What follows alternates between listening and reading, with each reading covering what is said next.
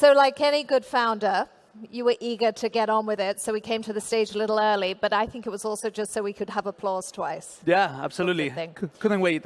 So good morning, everyone. I'm Juliet de Baubigny of the Kleiner Perkins Digital Growth Fund, and we are delighted to be investors in Alejandro Artacho's company, Spotahome. Alejandro started the company in 2014, and today they have 270 employees.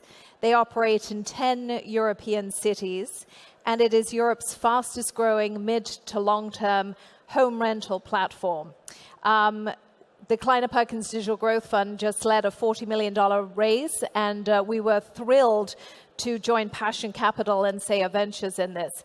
And I have the joy in interviewing you about building and scaling in Europe. But first, I kind of want to give the audience, a sense of you just very, very quickly, because you're an incredible founder that I've had the privilege to work with now for over a year.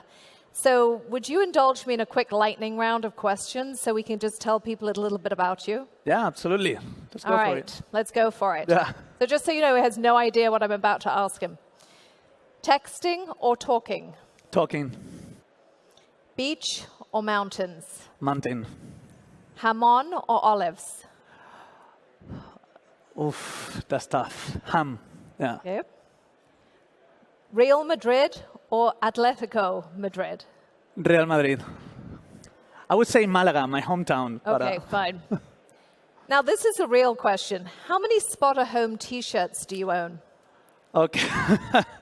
Gotta be like over 40.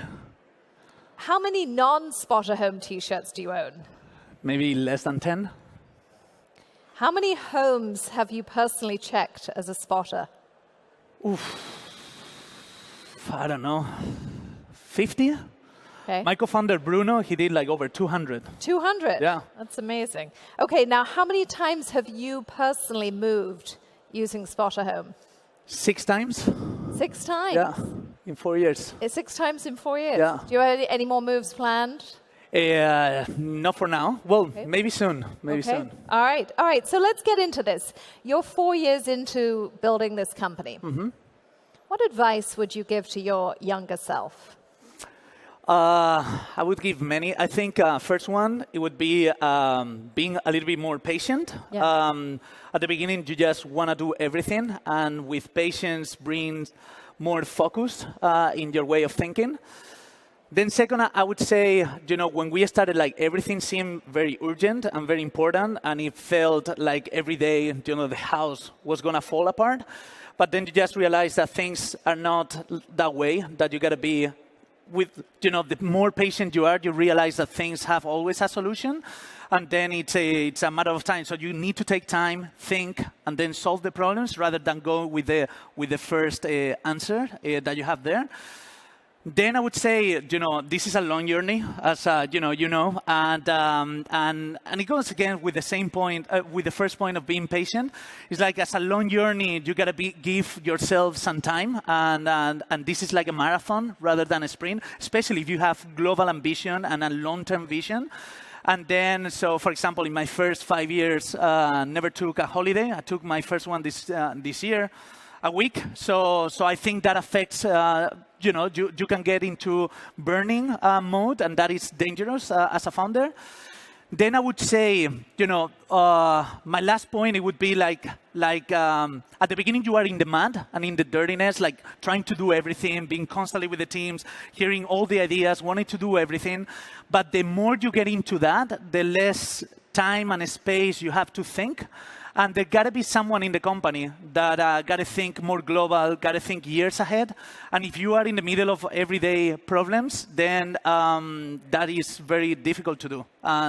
So is that the role of the founder then? Do you believe that you should give yourself the space to take a step back, to think so that you can plot the vision?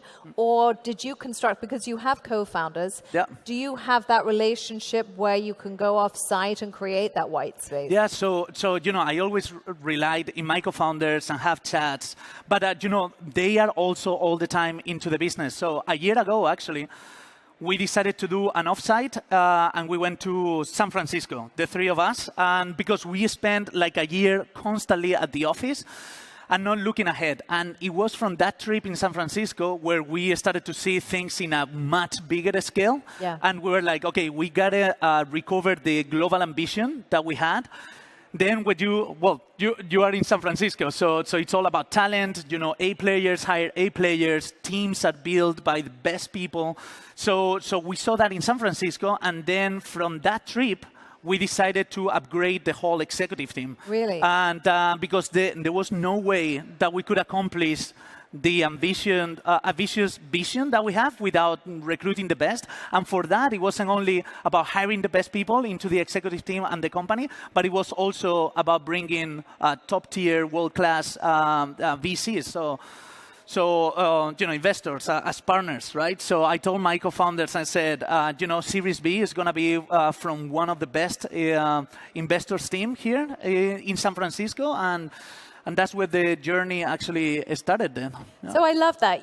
This is the wonderful thing about having a great partnership with a founder. That's the first time I've heard this story, that you came to San Francisco to take yourself out of your environment, to step back and think about the company you wanted to build, and out of that decided to, in your next round, get a different set of investors. So why did you look outside Europe to get that round of capital from our growth fund? Yeah, so, I guess because we spent too much time in Europe, and so most of our investors, they were European.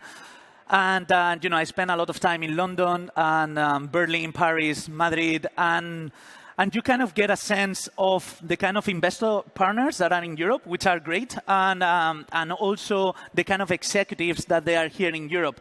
But I think, we were like, okay, the three of us, we have been a lot of time in London, for example. So let's go to San Francisco, which we already had few angel investors. And I had friends there working for Google, and I could see how their mindset changed in the last 4 or 5 years that they were there. So we were like, okay, what if we go 1 week and we see what is really happening there, and why, San Francisco and Silicon Valley is still, the best place in the world, for tech as of today. The biggest tech companies are there.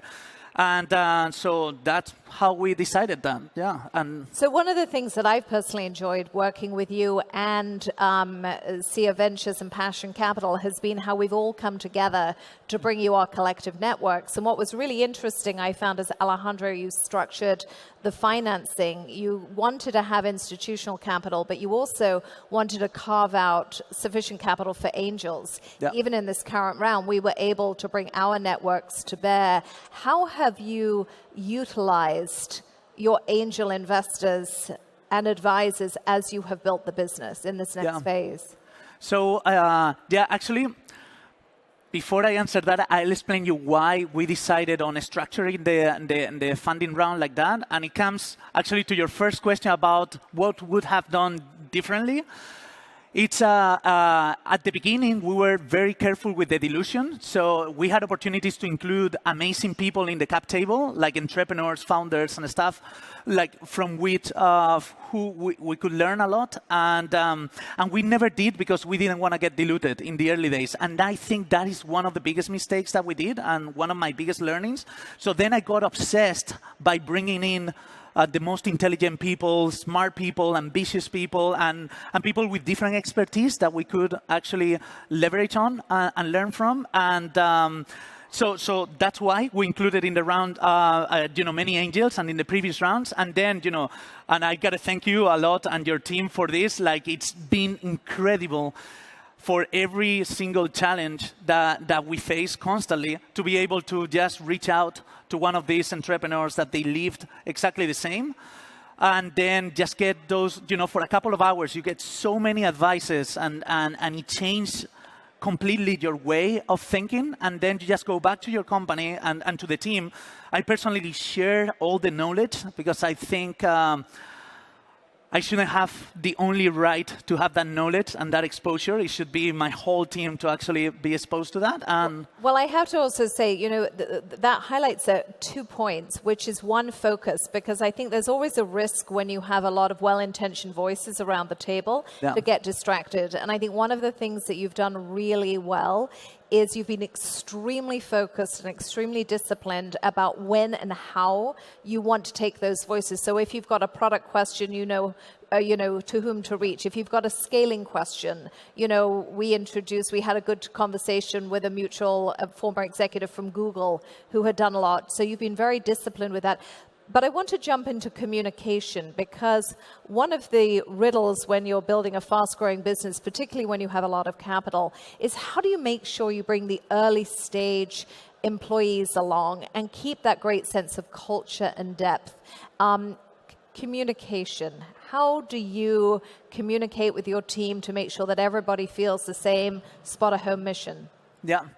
So, it's super important for us to be transparent. And actually, in our own mission statement for the company, it's making the real estate industry transparent, instant, and exciting. And for the company, it's the same. And we have a core value, which is we trust in trust.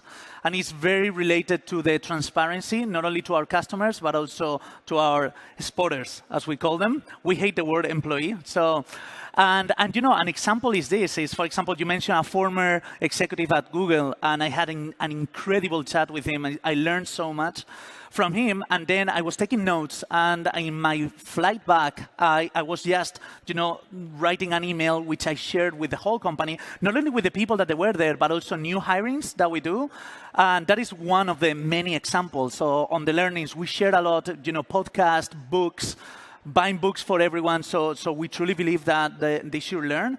And then on the transparency is like, for example, we use OKRs as a goal-setting system. And sometimes, I see companies that they have... So that's objectives and key results. Yeah, objectives and key results. And the whole point about OKRs is that everyone in the company, they know the objectives of everyone and what they are trying to achieve. And some people, they kind of hide things there. But with my objectives, I'm super transparent. So everyone knows who I'm hiring, and what are the things that I'm trying to achieve. And I think that is essential to keep people engaged in that.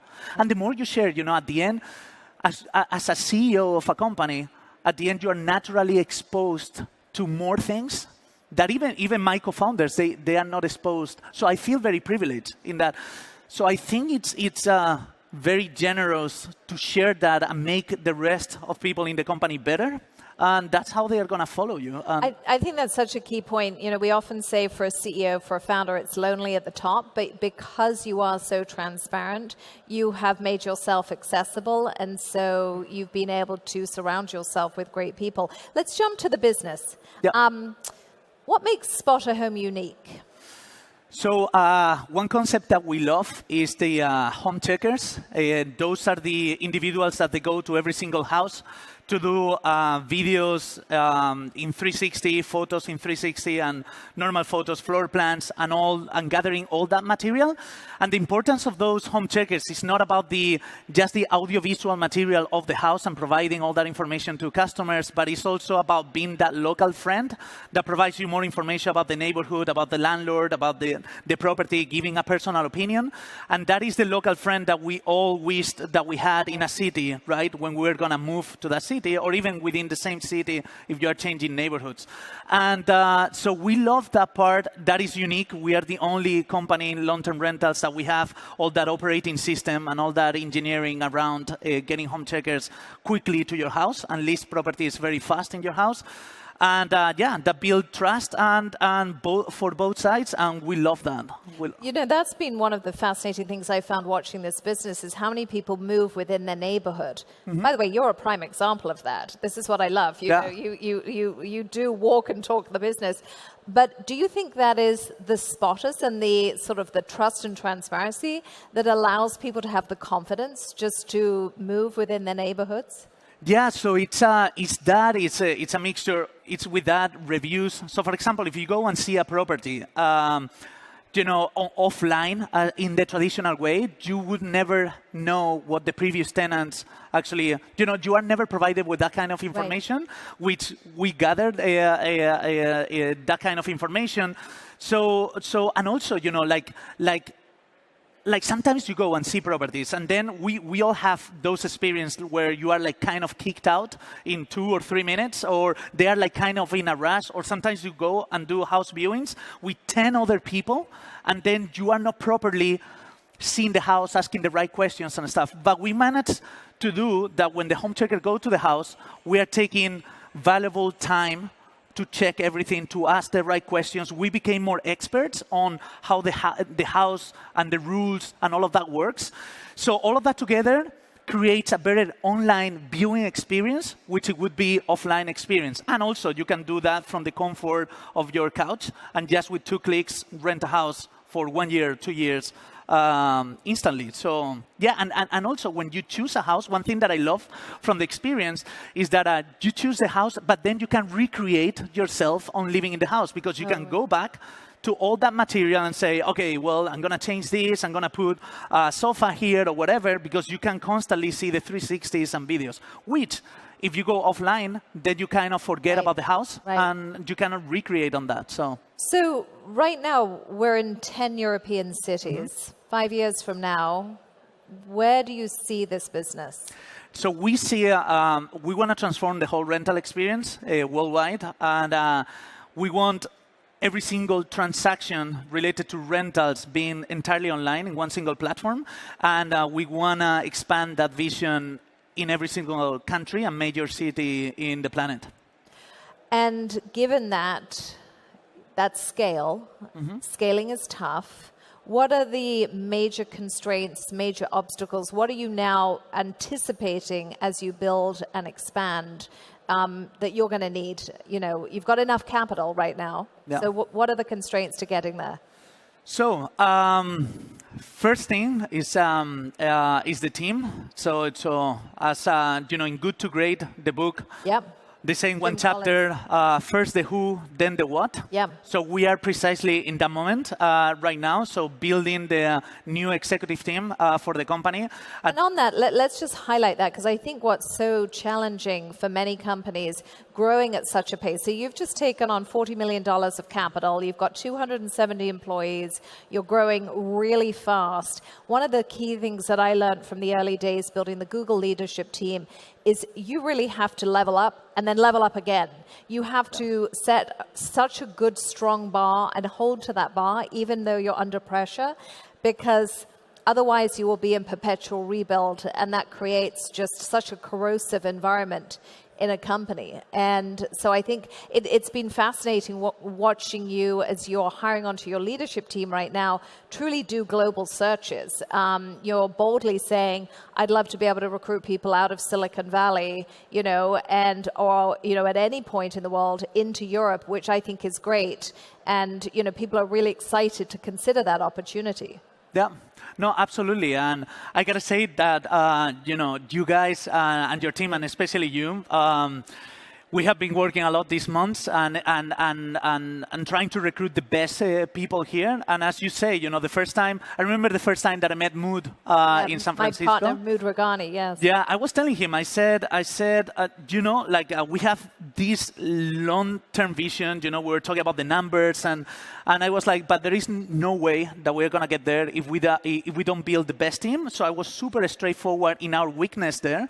And I was looking for partners that actually could help us build that, level up the whole team, and thinking farther ahead on that scale and the teams, and not only the new team, but the team below, and then how we see at the future. And Mood was like, you got to meet Juliet. She's the best building these teams and on a global scale. So team. What else is a constraint to you? Technology? Yeah, so it goes very related. So you need great product leaders, great tech leaders to think 10 years from now and not being restricted by that. And then operationally, like setting up the right structures to scale. So making sure, for example, now we are in 10 cities in Europe, making sure that the operations, they work like a clockwork. So in those 10 cities. Discipline behind the city model. Yeah, to deliver the best customer experience in every single city. And once you have that, and you are asking the right questions and the tough questions, and you are answering those through technology, operations, and then is when you are ready to scale and replicate and then press the gas there. So yeah, it's those three, the major ones. Any advice for entrepreneurs that are, running as hard as you are? I would, the biggest advice that I'm seeing now, and it's leveling up, raising the bar in talent. I think it's underestimated. I think in Silicon Valley culture that is very clear, but I think in Europe we have more to learn, and especially I'm going to talk about Spain. I think in Spain there is a lot to do here. So reviewing all your hiring process, making your hiring process way tougher, raising the bar in every single hire, hire people way smarter than you constantly, and encourage everyone in the company to hire people smarter than you. That is the simplest, biggest advice. And it's never too late to always hire the best, and never hire too fast, because I see many startups, and it happened to us when you grow very quickly, and then you just want to achieve more volume, and you want to move fast. You just recruit fast. But that not necessarily that means that you recruit the best. And I think you need to give your time, because it pays off and it changes the whole thing, the whole game. Well, Alejandro Artacho, you're building an incredible company. We at the Kleiner Perkins Digital Growth Fund are really proud to be partnering with you and your co-founders. So thank you for this privilege. And ladies and gentlemen, thank you, Alejandro. Thank you. Thank you so much.